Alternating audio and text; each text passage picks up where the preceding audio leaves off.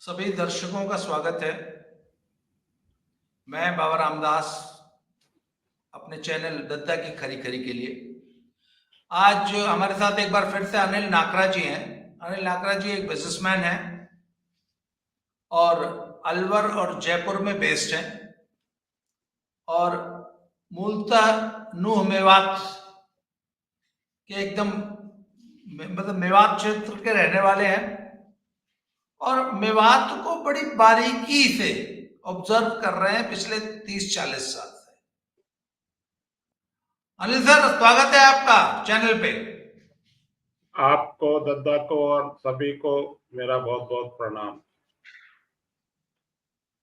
अनिल भाई, ये नूह मेवात और ऐसे जितने भी एरियाज हैं जहां एक विशेष कम्युनिटी की बहुलता है, तो ये वहां पे पैरेलल गवर्नमेंट चलाने लगते हैं और सभी काम धंधों और सभी सरकारी और सभी संसाधनों पे कब्जा जमा लेते हैं।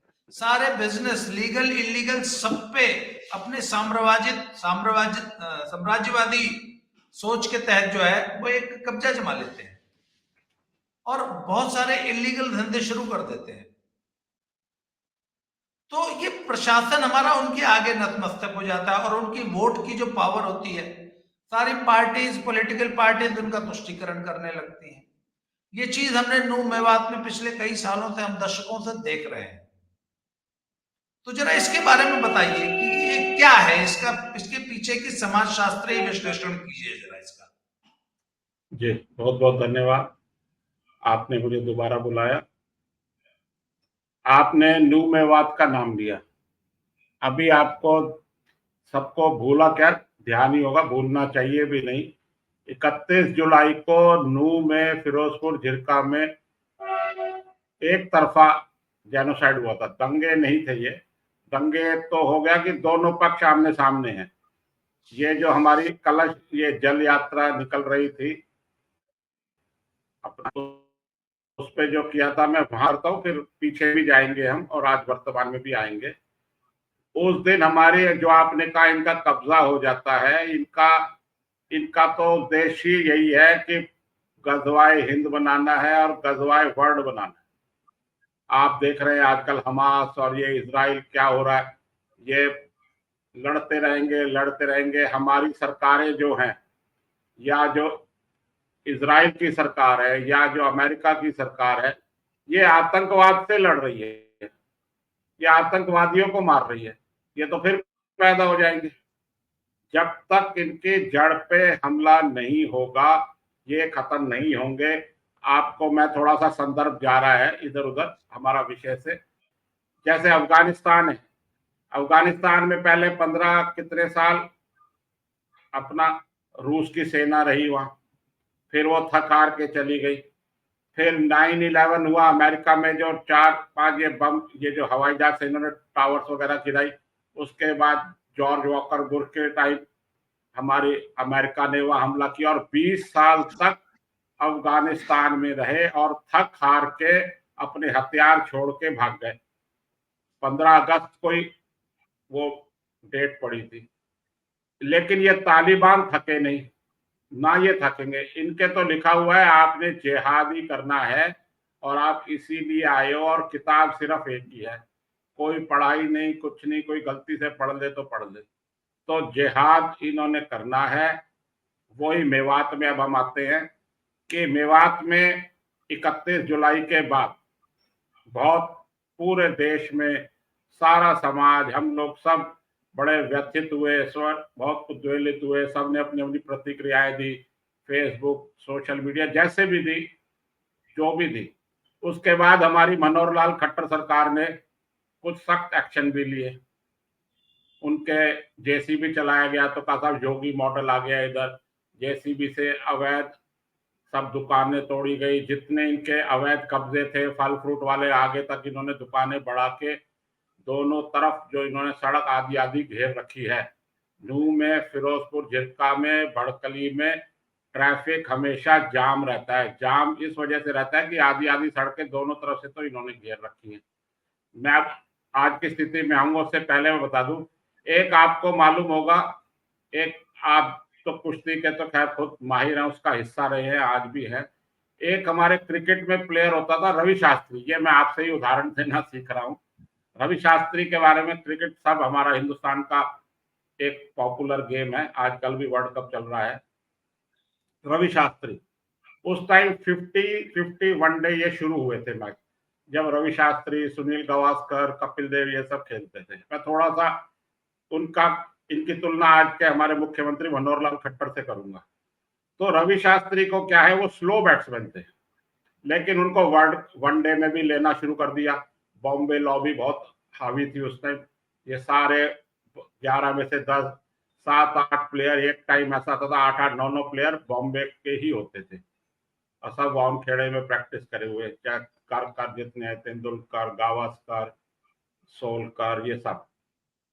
तो रवि शास्त्री को इन्होंने वनडे में लेना शुरू कर दिया किसी भी प्रेशर में।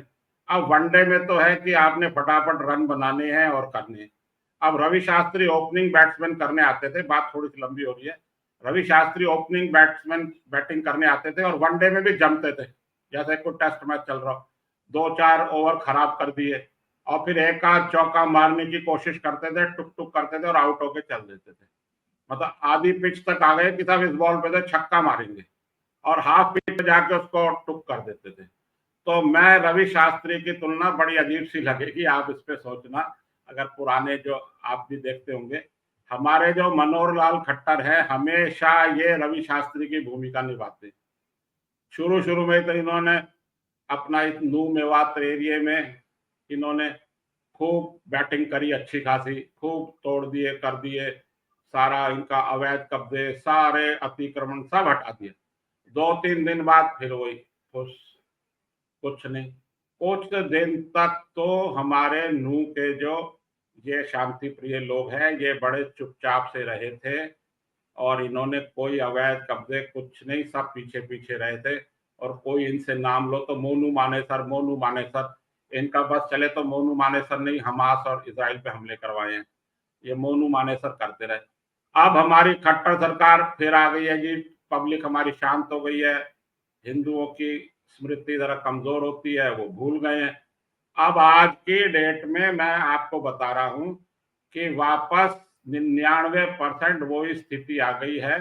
वो जो इन्होंने कब्जे तोड़े थे वो कच्चे धीरे धीरे बनना देख रहे हैं, थोड़ी थोड़ी दीवार खड़ी कर करके देख रहे हैं कि भाई कोई आता तो नहीं है तोड़ने, कोई प्रशासन आता तो नहीं है, कोई नहीं आ रहा, कुछ नहीं हो रहा।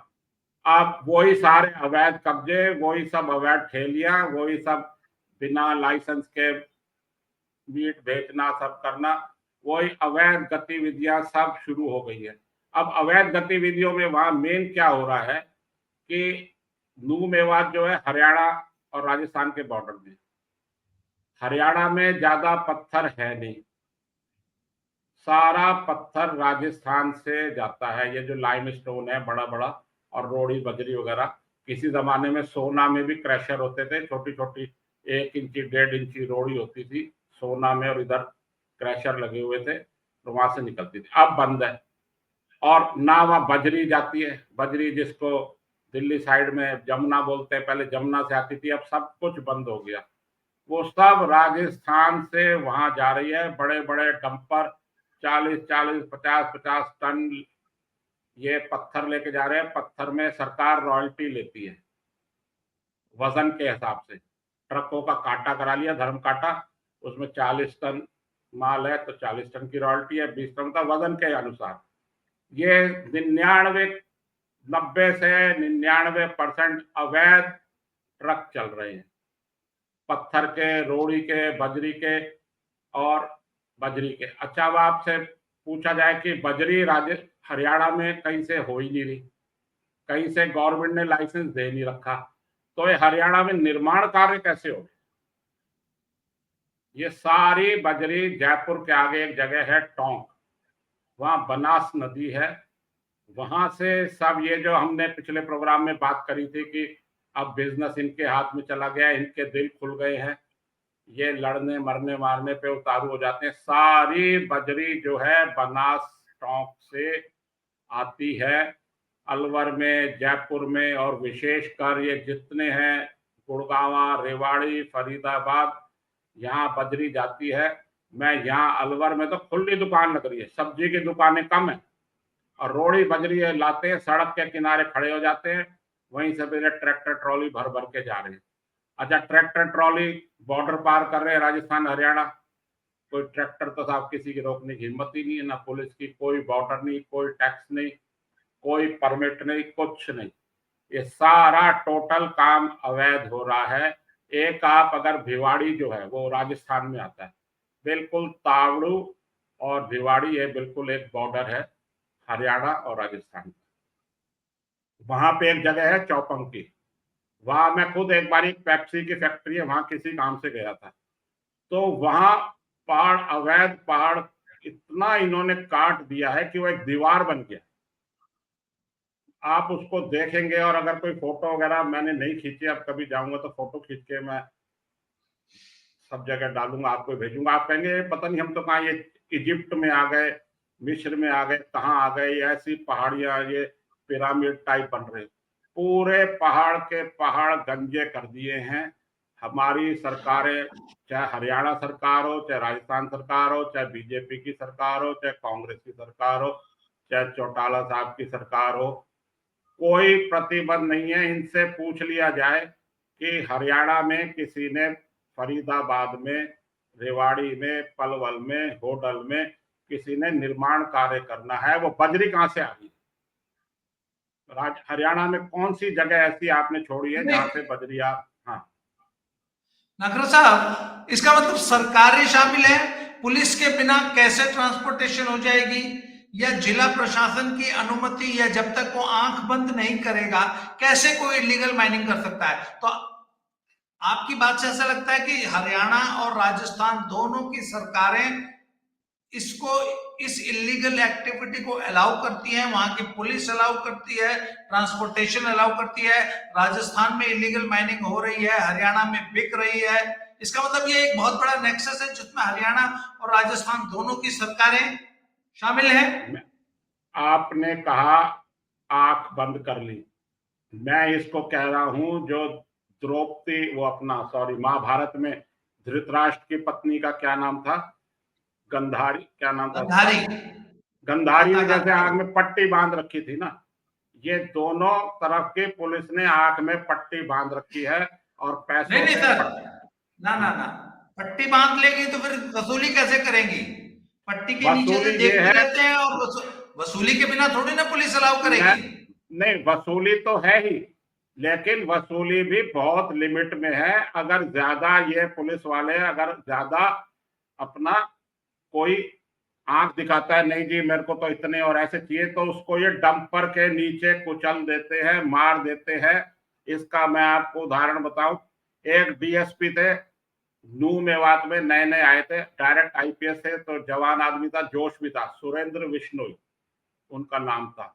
19 अगस्त 2022 को अभी 1 साल हुआ है, 19 अगस्त में डेट देख लो, हाँ 19 जुलाई 2022 को जी। पचगांव, एक जयपुर, ये दिल्ली जयपुर हाईवे में गांव आता है पचगांव, वहां पे इनको डंपरों का पीछा करते करते ये शरारतपूर्ण तरीके से इसको अंदर पहाड़ों में ले गए और डीएसपी आईपीएस को इन्होंने डंपर से कुचल के मार दिया। 19 जुलाई 2022 को हंगामा इतना हुआ, हमारे मुख्यमंत्री मनोहर लाल खट्टर खुद आए और उन्होंने कहा कि हम ये कर देंगे, वो कर देंगे, कोई अवैध खनन नहीं होगा, कुछ नहीं होगा। वही जो मैंने रवि शास्त्री का एग्जाम्पल दिया, कुछ दिन सख्ती हुई, बंद हुआ डंपर और ये जो बड़े बड़े ट्रक पकड़े गए, वो सब अब वापस वही आ गया है। बिल्कुल मैं कह रहा हूँ सरकार के अलावा यहाँ सबको पता है कि ये सब अवैध खनन हो रहा है। और नहीं, जहां अच्छा ट्रक, एक चीज और बताइए, जी पिछली बार आपने इनके ट्रांसपोर्ट के धंधे का जो नेक्सस था वो समझाया था हमें, ठीक है, तो इसमें इसका मतलब ये ओवरलोडिंग भी करते होंगे सर अपने ट्रकों में? ओवरलोडिंग तो पूरे देश में ही हो रही है। ओवरलोडिंग तो मैं ज्यादा नहीं बोलूंगा, क्योंकि ओवरलोडिंग के कुछ दिन सख्ती होती है, फिर ये वही हो जाता है। अब ये बड़े बड़े ट्रॉले ये इसीलिए अलाउ किए गए थे कि भाई अपना ओवरलोडिंग नहीं करे, ओवरलोड आज भी होता है। ये जो मैंने आपको पिछली बारी का संदर्भ में आपको फिर बता रहा हूं कि ये ओवरलोड कर लेते हैं। अगर कोई आरटीओ कोई रोकता है तो ये तो हर तरीके से उससे निपटने को तैयार रहते हैं।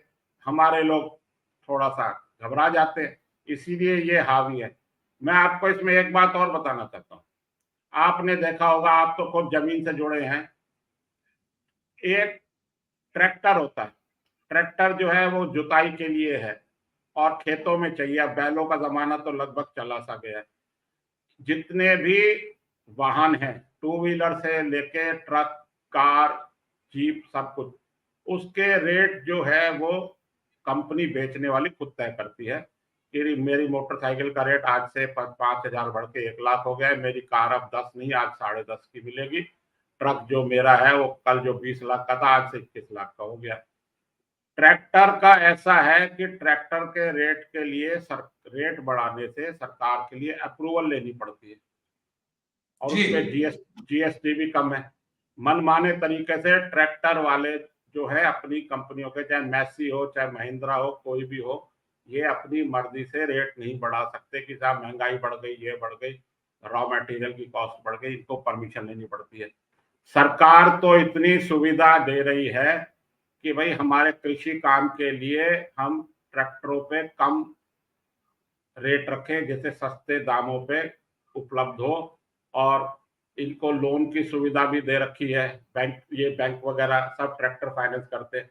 अच्छा, इसमें इसीलिए हमारे यहाँ जो इंडिया में है, शुरू से डीजल की कीमत कम है, पेट्रोल की कीमत ज्यादा है, जबकि इसकी प्रोसेसिंग वही है। वो रॉ मटेरियल जो क्रूड ऑयल आता है, उसमें चाहे कुछ केमिकल, कुछ प्रोसेसिंग अलग करके चाहे उसमें डीजल बना लो चाहे पेट्रोल बना लो।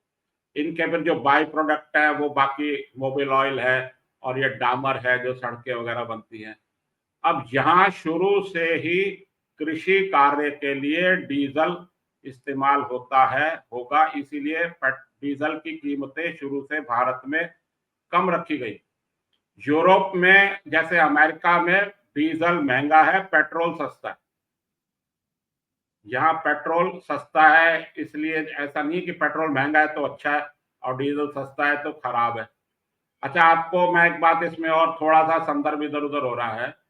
सरकार ने डीजल की कीमतों को नियंत्रित फिर भी काफी हद तक, अब तो नहीं करा, लेकिन फिर भी कम रख रखा है। वो इसलिए रख रखा है कि साहब ये कृषि कार्यों में, ट्रकों में, ट्रैक्टरों में, इंजनों में डीजल इस्तेमाल होता है।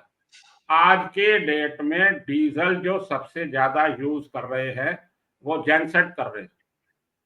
हमारे आपके बड़ी बड़ी फैक्ट्रियों में जो जेनसेट चल रहे हैं, ये जितने एयरटेल, जियो, ये जितनी मोबाइल कंपनियां हैं, सब ने टावर लगा रखे हैं और सबके यहाँ जेनसेट लग रहे हैं। तो डीजल के इस्तेमाल और कम रेट की जो व्याख्या है वो ही अब बदल गई है। अब ये कृषि कार्यों के लिए खाली डीजल नहीं रहा है, ये सब इतने जो मैंने काम बताए। अच्छा, इसमें ट्रैक्टर की बात, हाँ जी आप बोलो। मुझे एक बात बताइए, मैं आपकी बात समझ गया। आपने कहा कि साहब इस पे एक ये जाति विशेष, वर्ग विशेष का कब्जा है, इस ये ठीक है, इलीगल माइनिंग वाले धंधे पे और ट्रांसपोर्ट के धंधे पे, आपने बताया न्यू एरिया में। इसमें ठीक है। हिंदू कम्युनिटी के ट्रेडर्स, हिंदू कम्युनिटी के बिजनेसमैन ये क्यों कामयाब नहीं हो पा रहे? कामयाब इसलिए नहीं हो पा रहे कि हम पुलिस की मार नहीं झेल पाते, पुलिस को हम सहन नहीं कर पाते, पुलिस से लड़ने की हमें क्षमता नहीं है। कारण चाहे इसके लंबे, इसकी भी व्याख्या की जा सकती है। ये हर तरीके से लड़ने को तैयार हैं, मरने मारने को तैयार हैं, जेल जाने को तैयार हैं। हम जेल नहीं जा सकते, जेल जाने से डरते हैं, ये जेल जाने से डरते नहीं है। अब आप बताएं, कोई उदाहरण आपके सामने है क्या कि जो मैंने पंचगांव नू का उदाहरण दिया, डंपर डीएसपी पे चढ़ा दिया, ये कौन चढ़ा सकता है? हमारे यहाँ भी जो मार्शल कौमें हैं वो भी इतना तो लिहाज, इतनी अच्छा, मानवता तो वो रखते हैं। हाँ, आपका कहने का मतलब है क्योंकि ये एक इलीगल एक्टिविटी है, इसमें बहुत सारा क्राइम इन्वॉल्व है, क्रिमिनल एक्टिविटी है, और जो भी क्राइम संबंधी काम होगा उसमें ये हमसे आगे निकल जाएंगे, आप ये कहना चाहते हैं? बिल्कुल ये मैं कहता हूं। अब मैं इसमें आपको कृषि कार्यों में है, अब मैं ट्रैक्टर की बात पे दोबारा आता हूँ। आपको पता ही होगा ट्रैक्टर के लिए अलग रजिस्ट्रेशन होता है, अगर आप ट्रॉली लेते हैं तो उसका रजिस्ट्रेशन अलग है। और मैं बड़ी जिम्मेदारी से कह रहा हूं कि 90% ट्रॉली वाले ट्रॉली जो लेते हैं उसका रजिस्ट्रेशन कराते ही नहीं है। भाई आज मुझे ट्रॉली चाहिए, अरे तेरी ट्रॉली दे दे, मैं जरा हो आऊं, आज तू मेरी ट्रॉली ले जा, कल मैं तेरी ले जाऊं। और ट्रैक्टर जो ट्रॉली ट्रैक्टर, अगर आपको पुराने जमाने में याद होगा, आज से 20-30 साल पहले तक ट्रॉली में लिखा रहता था केवल कृषि कार्य के लिए। हाँ आजकल बिल्कुल तो वो पता है। आजकल तो आप बताएं कौन सी ट्रैक्टर पे लिखा रहता है केवल कृषि। ये ट्रैक्टर से क्या काम चल रहा है, रोड़ी बजरी सीमेंट ईट सब बिल्डिंग मटेरियल ढो रहे हैं और इलीगल ढो बिल्कुल रहे हैं। और आज आप राजस्थान से बजरी अगर भर के हरियाणा जा रही है या हरियाणा से यूपी जा रही है तो कोई ट्रैक्टर वालों को कोई जल्दी से रोकता ही नहीं। और उस पे यही ये नहीं कृषि नहीं कार्य। हाँ सर, इसका मतलब सरकारों ने, प्रशासन ने, व्यवस्था ने पूरी तरह सरेंडर कर दिया है। आखिर ये सरकार का सरेंडर नहीं है तो और क्या है, आप बताइए। देखो, नैतिक नैतिक क्या, हर तरीके से जिम्मेदारी तो सरकार की ही है। अगर पुलिस ढंग से काम नहीं कर रही तो इसका जिम्मेदार लास्ट तो सरकार ही है। अब बीच में मैं आपको बताता हूँ कि मेरा यहाँ से अलवर और यहाँ इधर भिवाड़ी इधर जाना होता है, बीच में कोई कोई नया एसपी या डीएसपी कोई नया पुलिस का कप्तान आ गया, उसने सख्ती करी। और यहाँ आप जाके देखें भिवाड़ी और हरियाणा के बॉर्डर में दोनों तरफ 50-50 60-60 ट्रक लदे के लदे खड़े रह गए, उनके चालान कर दिए किसी नए एसपी ने आके।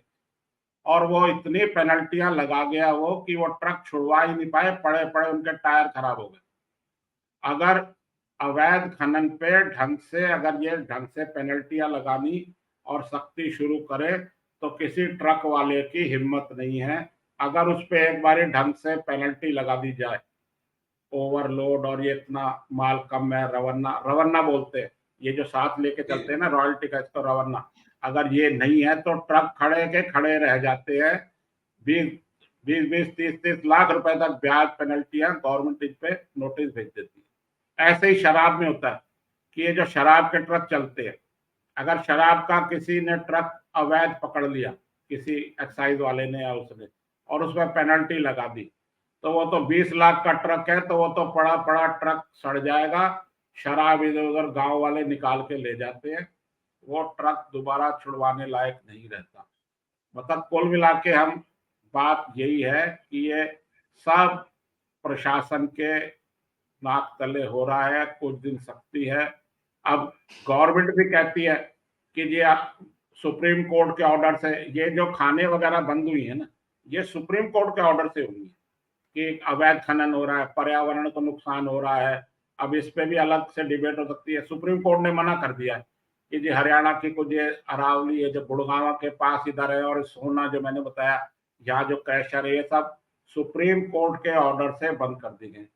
अब सरकार सोचती है कि क्या करें, निर्माण कार्य रोक दे, करे क्या।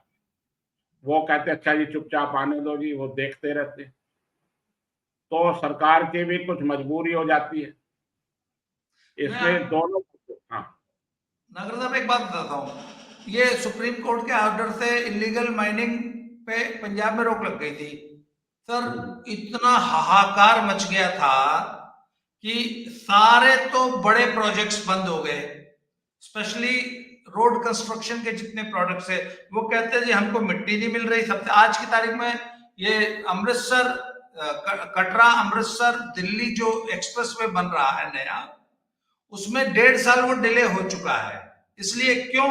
सबसे पहले तो मिट्टी नहीं मिल रही, उसके बाद बहुत महीनों तक तो बजरी और रेता नहीं मिला, रोड़ी नहीं मिली। क्यों? क्योंकि वो एनजीटी और सुप्रीम कोर्ट का वो आदेश था। फिर सरकार को जो है वो उसमें बहुत सारी वो था ना, वो अरविंद केजरीवाल ने तो बकायदा इसको मुद्दा बनाया था कि मैं माइनिंग को लीगल कर दूंगा या कर दूंगा, या तो 50,000 करोड़ रुपया तो यहाँ से आ जाएगा, ये हो जाएगा वो हो जाएगा। उसी तरह सर यूपी में वो गायत्री प्रसाद था, एक जो माइनिंग मिनिस्टर था, वो 5 से 10,000 करोड़ रुपया उसने कमा के दिया था मुलायम सिंह के परिवार को। तो मुझे माइनिंग ध्यान तो है, सर हमेशा से, है ना, माइनिंग हमेशा से एक दुधारू बहुत गाय। बड़ी दुधारू गाय रही है सरकारों के लिए। तो सर अब आज थोड़ी सी चर्चा को छोटा रखेंगे, इस टॉपिक को जरा कंक्लूड कीजिए कि आखिर सरकारों को करना क्या चाहिए।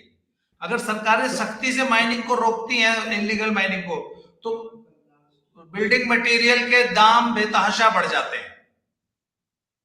बिल्डिंग मटेरियल के दाम बेताशा बढ़े इसीलिए है कि सरकारें हमारी कुछ स्टैंड नहीं ले पा रही। जैसे अब निर्माण कार्य तो बंद नहीं हो सकते।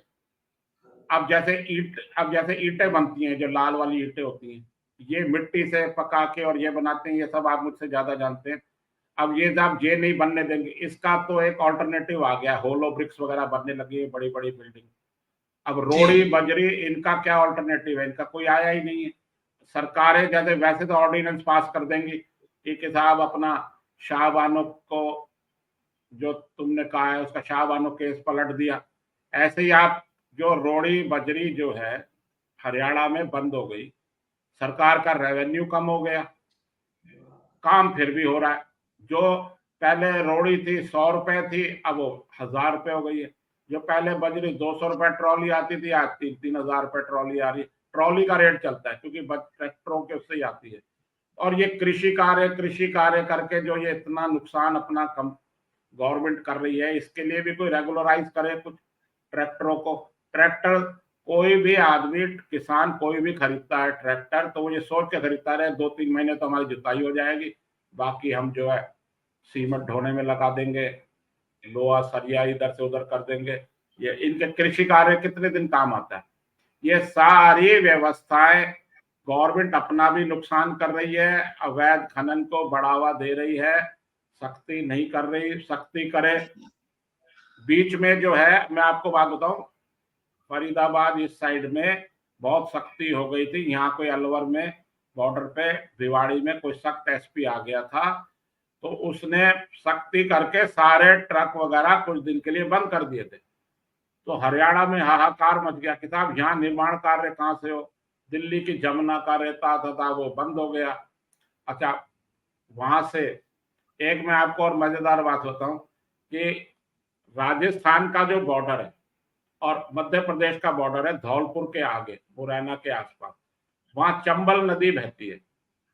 चंबल नदी ही राजस्थान और मध्य प्रदेश को बाइफरकेट करती है। भाई, नदी के इस तरफ राजस्थान है और चंबल नदी के उस पार मध्य प्रदेश शुरू हो जाता है, मुरैना, जिला मुरैना।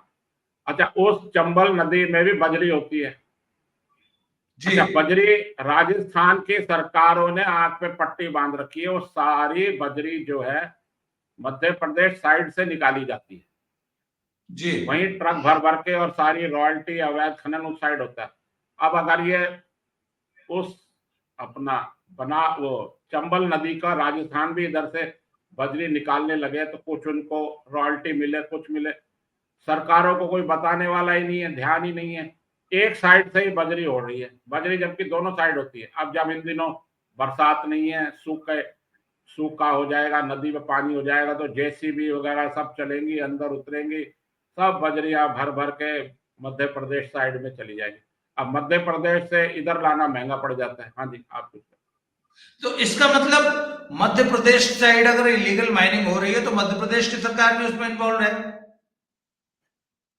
सब सरकारें इन्वॉल्व है, सब सरकारें इन्वॉल्व है, ये इन सबको तो खुले। अच्छा सर, फिर इस पूरी इलीगल एक्टिविटी का जिसमें हरियाणा सरकार ने आंखें मूंद रखी है, राजस्थान सरकार ने आंखें मूंद रखी है, एमपी की सरकार ने भी आंखें मूंद रखी हैं, और एमपी का इसका तो मुझे, सबका, हाँ जी, और इस सब का फायदा ये एक कम्युनिटी विशेष उठा रही है, क्योंकि इनको गैर कानूनी काम, जोर जबरदस्ती वाले काम करने में महारत हासिल है।